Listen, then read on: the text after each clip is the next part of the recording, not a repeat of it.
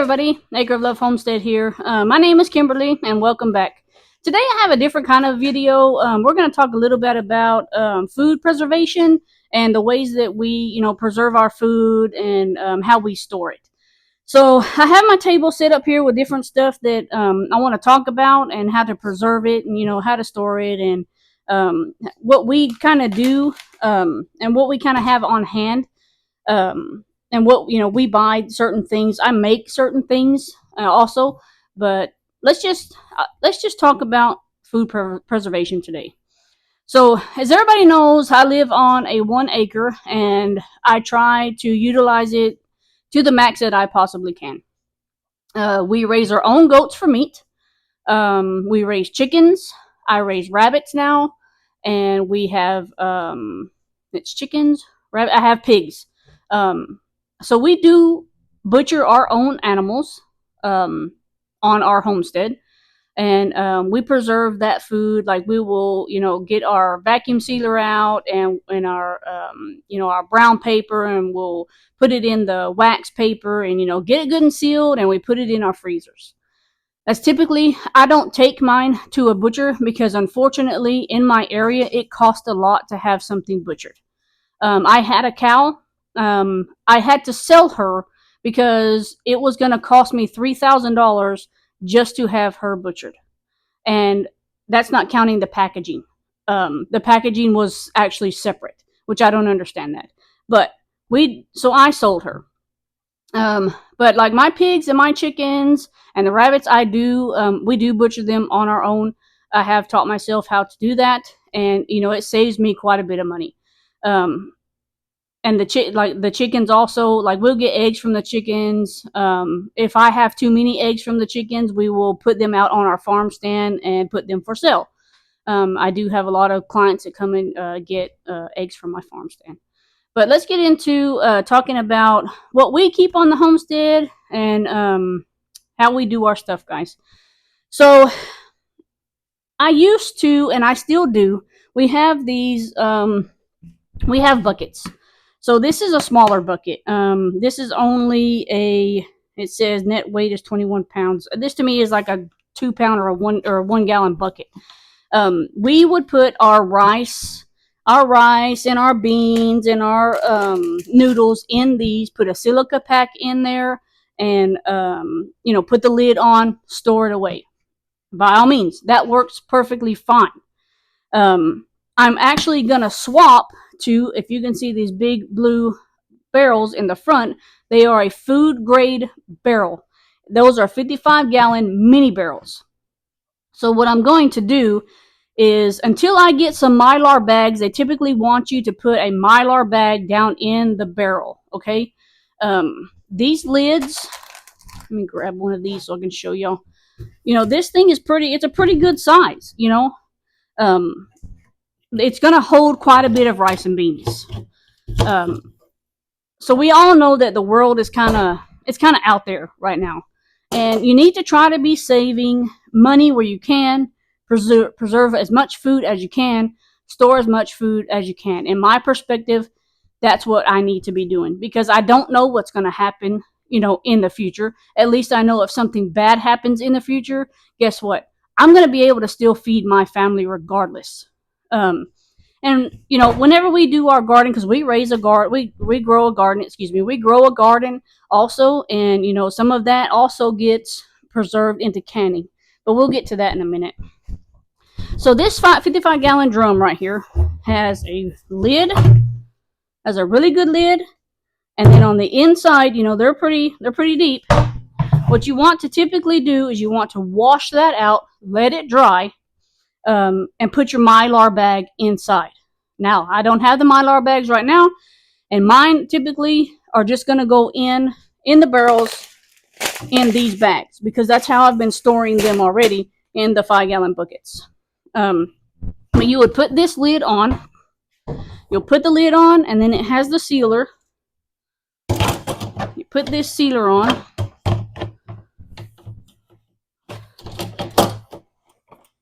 And it should snap closed. Now, our stuff, I'm not going to be opening. Whenever okay, let's go back. So whenever I put the rice and my beans in these barrels, I'm still going to put a silica pack on the inside, because you want to make sure that there's no moisture in there. And the silica packs, they are actually going to how do you say it? They're going to take out the moisture that's in, if there's any moisture in here. But each one of my 55-gallon barrels is going to get one of those silica packs. But let me tell you this first.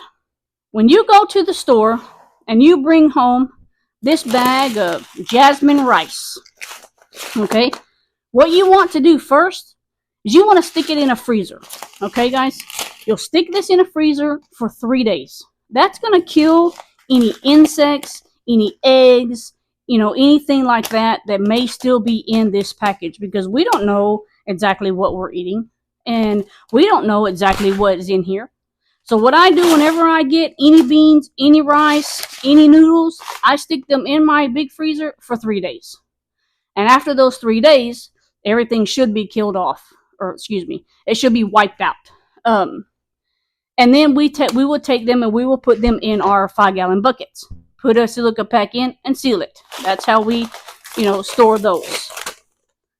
But yeah, like these, I'm not going to be opening and closing these. I keep my own personal amount that I use in the house. Now, every now and then, if I get desperate and I don't really want to go to the grocery store and pick up a bag of, grain jasmine rice, then I will sneak back here and I will take one. It's okay. I can open it and I can close it back. But you need to make sure that your silica pack is still in there. Another thing that we keep on hand is spices. Lots of spices. We love spices. I get these cheap. You can get them 2 for $1. They're super cheap. You want to always have something, you can put on some meat and throw on a grill. God forbid.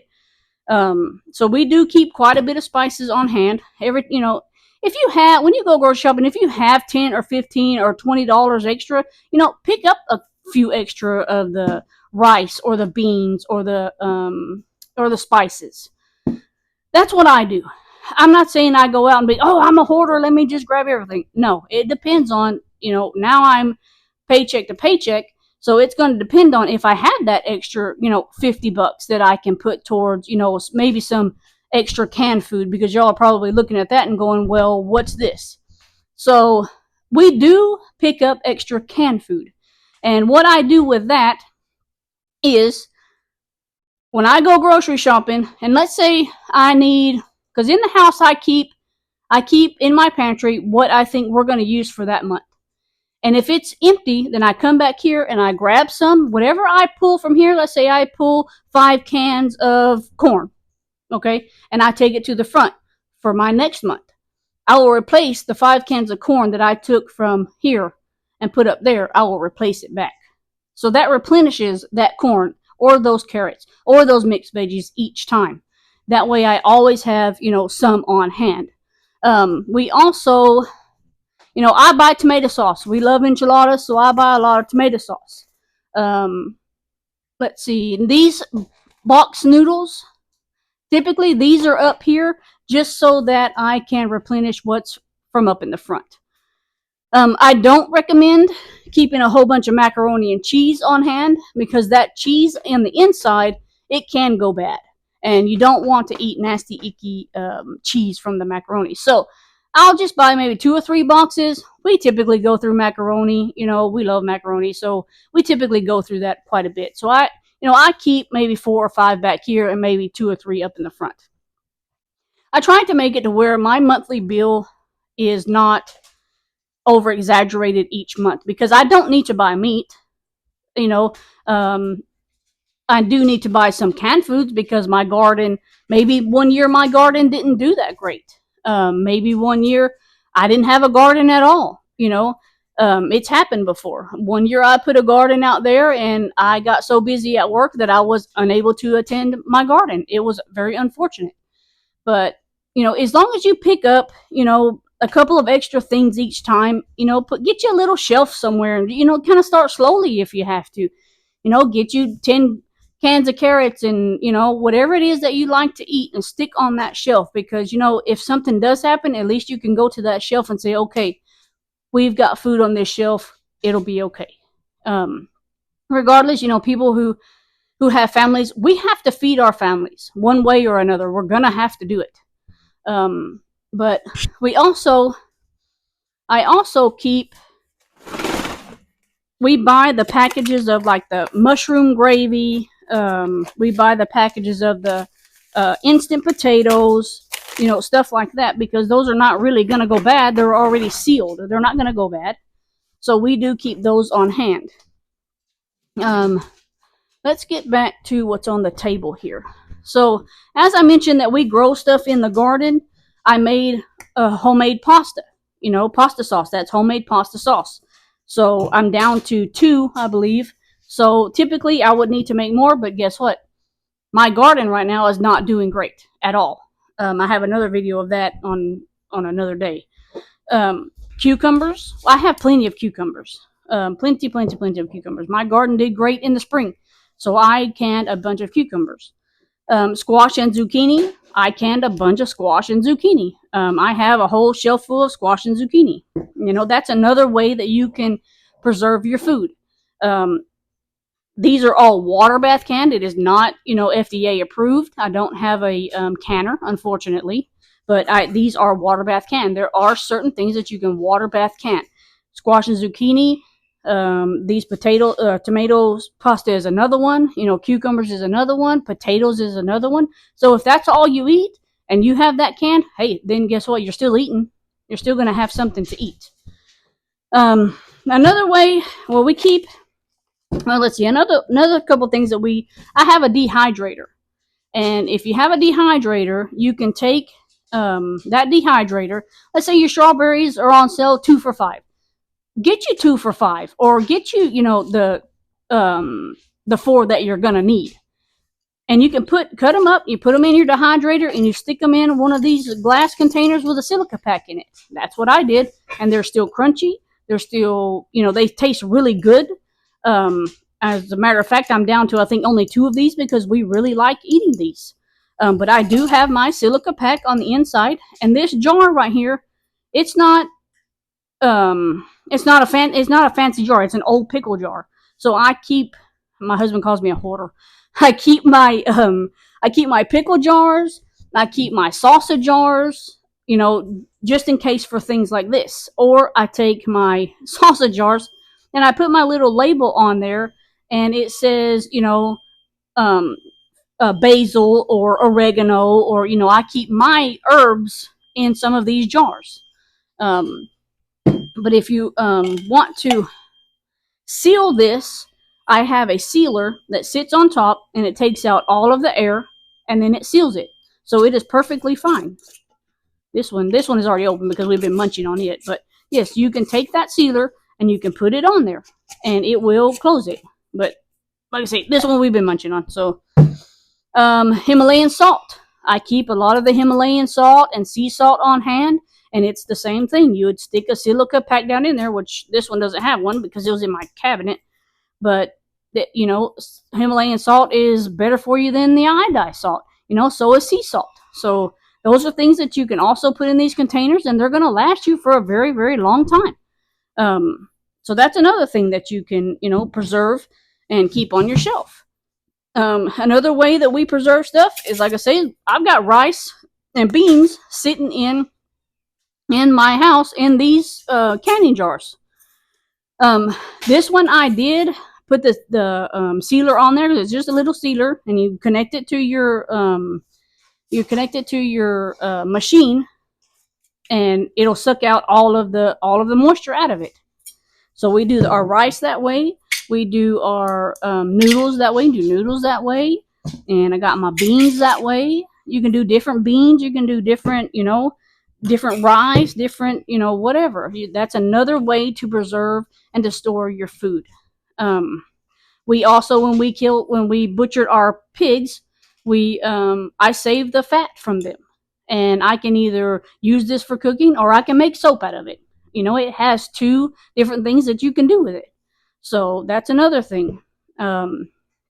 We also make our homemade jelly. This is homemade muscadine jelly, as a matter of fact. So this is actually from a wild grape. So me and my husband went out And there's a bee. Sorry. So we went out, and on these vines around here, they grow these wild grapes. Well, you can't really eat them. They're not like a grape that you can just pull off the vine and eat, because they're too bitter and they're just too bitter. So what I do is I go out, we pick a whole, 2 or 3 5 gallon buckets of these things. Guess what? That's free food for me and my family. So I bring it back and I make jelly, or I make jam, or I make grape juice out of it also. So that's another food source, and I got that from just going and driving around, because we kind of live in the country, so you can find them growing along these fence lines and stuff like that. But you need to be careful, because there's two types of those. The one that doesn't have the fuzzy on the back of the leaf is not a muscadine grape. That's technically a poisonous grape.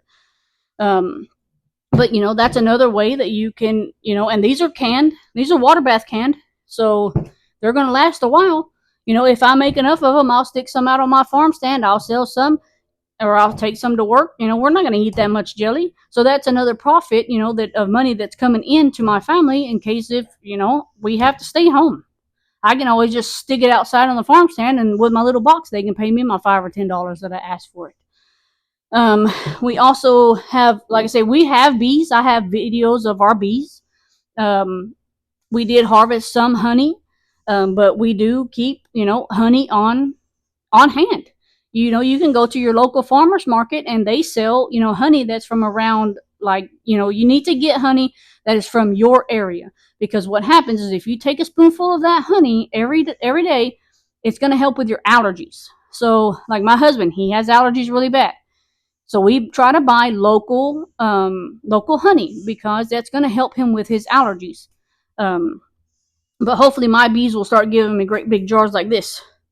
But check out your farmers markets, guys. Farmers markets are great to find natural stuff. If you don't want to buy store bought stuff, go to those farmers markets. Like we went to one here last weekend to Waco, and it was a little bitty farm market, but it was really fun to go to. And I found some herbal teas.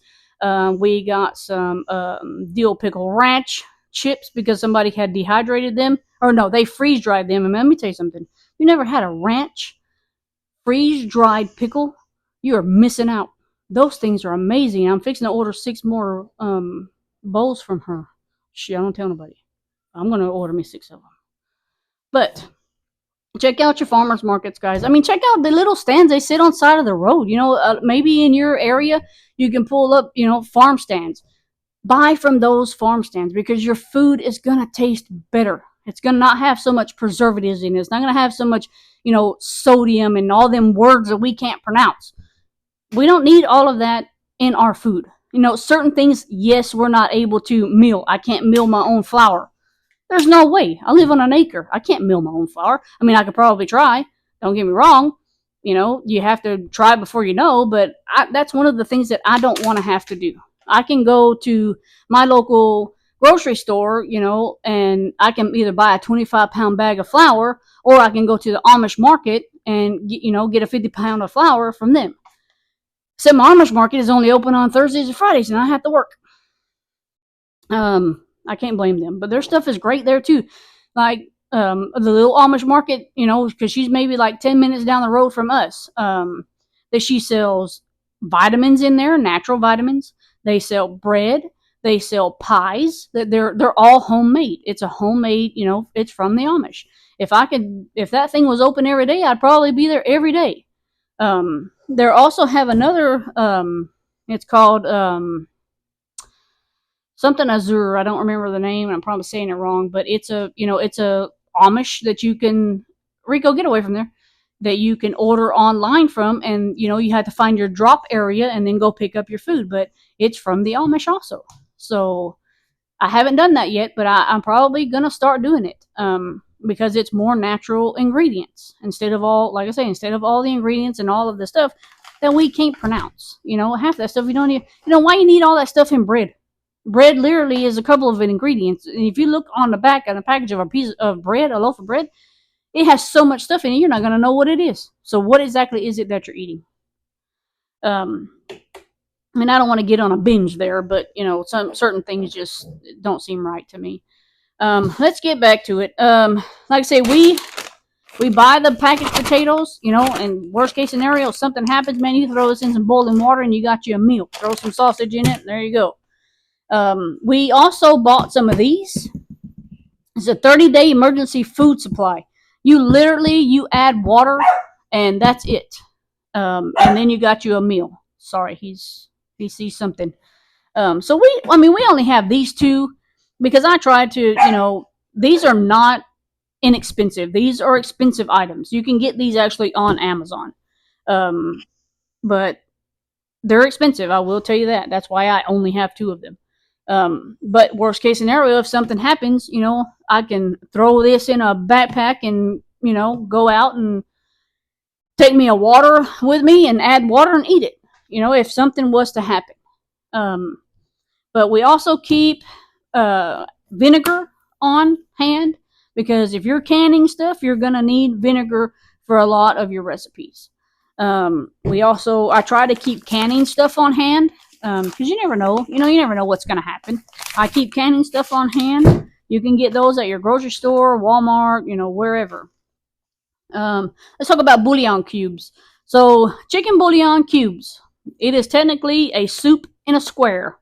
You can literally take this, put your pot, and put it in there, and guess what? You got an instant soup. If you're stuck somewhere and you don't know when you're going to have food again, this could probably hold you over until then. So we stock up on these. Every time I go, I pick up 2, 3. I get the tomato one, I get the chicken one. So we stock up on those also. Flour here. Flour, I stock up on flour. What I need to do instead of buying these little ones, because typically I only get those if they're on sale. Sometimes my grocery store will have them 2 for $5, so I load up my cart. But what I would like to be able to do is to just go, like to Sam's or to Costco or something like that and buy a great big bag. That way I can fill up my blue barrels. The goal is to fill up the blue barrels into, that way you have, excuse me, we ate Brahms earlier and I've had acid reflux ever since. The goal is to fill up the blue barrels, with stuff that we're going to, let's say I don't use it in my lifetime, but what if something happens in my children's lifetime? What happens if the world just goes completely to, crud? At least they're going to have stuff that they can eat. They don't have to be out there scavenging for food, because why? I've already left it for them. And hopefully, my kids, they understand what I do. And, a lot of our friends, they understand what I do. But there are people out there that they're going to judge you. They're going to say, oh, you're hoarding food. Oh, you're hoarding this. And you should give, by all means, if y'all see it as hoarding, then I guess I'm a hoarder because I want to be able to feed my family. Let's say I go to the grocery store and there's only 2 of these left, two flour left on the shelf, I don't take both of them. I leave one, I take one. I'm not that type of person. I'm not going to, clear a shelf. I don't do that. People go out and, whenever they start panicking, they start buying toilet paper. They want to take every single roll of toilet paper that there is. See, I wouldn't do that. I would get what I think that me and my family need, and I would leave the rest for somebody else.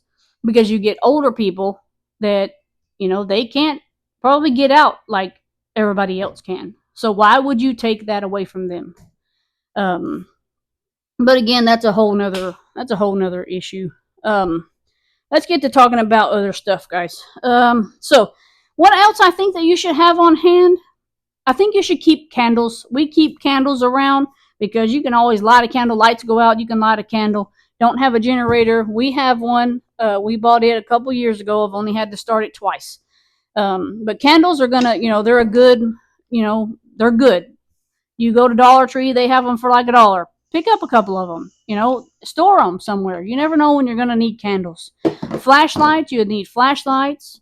Lighters, we get lighters. I have bags of stuff back here that we keep on hand. I also have vitamins in that, and those 2 buckets that are on that corner over there. Let's see, what else? Trying to think of what else. Oh, water. We have this. I have two of these. We also have a Berkeley, guys. My Berkeley does great. But we also keep two of these on hand, to filter out any nastiness in the water. We also have the straws that you can just kind of put down in the water and, drink from a stream. We have those. It's just kind of whatever you feel like you need for your family. For my family, we're a pretty big family. So by me doing what I do, I know that my family, it's going to be taken care of. Um, shh, be quiet. Also, my husband does guns, so we save up. Not save up, but we tend to, get extra ammo. Like if we're at, let's say, Walmart, or we're at, it's what is that thing, or like Academy or something like that. We will pick up a couple of extra boxes, here and there of ammo. It just depends on, what caliber it is that you have. We have various calibers for, different things. So we will pick up, two of each one or however many. Sometimes they have a limit, so you don't get to pick up, all that much. But we have, these also have silica packs in them. These we do open. See, they have the little silica packs. It's, buckshot ammo. So we have, ammo also. You got to be able to protect yourself in case of something happens. We are all, how can I say this? We are all educated in our firearms. We do go and practice at a friend's house. And, we're all educated in what we do. Before you buy a firearm, take a firearm class. Get educated on it. Before you pick up a firearm, you need to know how it works inside and out. And if my 16-year-old can tell you how to take a gun apart and to put it back together, then it's a good thing to take a class. You can also take a shooting class that will teach you how to shoot the right way, and how to hold your firearm how you're supposed to. And it's a good class to take. I highly recommend that you go and take a class before you buy any kind of firearm. If you have a friend that has firearms, have him say, "Hey, man, can you take me here? Can you teach me a little bit here?" Or maybe it's even a female. You got a female friend that knows a lot about, because there's a lot of girls that know a lot about pistols. So take them with you. Say, "Hey, let's go to Academy and check out some stuff," or "Hey, let's go to our local firearms shop." But yep, that's another thing that you might want to have on hand. Also, let's see, water. I can't really talk about water too much. Like I say, we have the filters and we have the Berkeley, but for us to keep water, we buy the 24 packs or the 36 packs of water. That's another thing that I need to do personally, that I would like to figure out how I can store water. And if anybody has any recommendations, by all means, I would love to hear it. Because I know that you can save them in these 55-gallon drums, but they have to be food grade. And I just haven't learned how to do it yet. It's probably because I haven't sat down and haven't done enough research on it. And as soon as I do that, then, I like to research things for at least 2 to 3 months, if not longer, before I actually do something, because I don't want to make my family sick. So I would like to do that. We're not allowed to have rain catchment systems. Like, I live in Texas, so we're not allowed to have those in Texas. I know what, people say what they don't know ain't going to hurt them, but I don't need them coming to my house and being like, "Hey, you can't do that." So I'll figure out a way to have, because we don't have a well. Like I say, I live on 1 acre. You can't have a well on 1 acre. But I will figure it out. I will figure it out. But until the meantime, I will buy, the bottled water, and we'll keep our Berkeleys full. And well, we do have. Let me grab this right quick.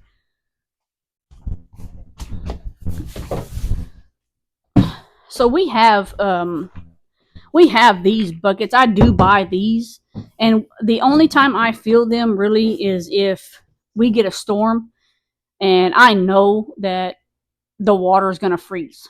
I will fill these up, and we will store them like in, because this house back here, it's just a storage house, but it does have a bathroom, and I will put them in the bathtub, where they're out of the sun and all that stuff.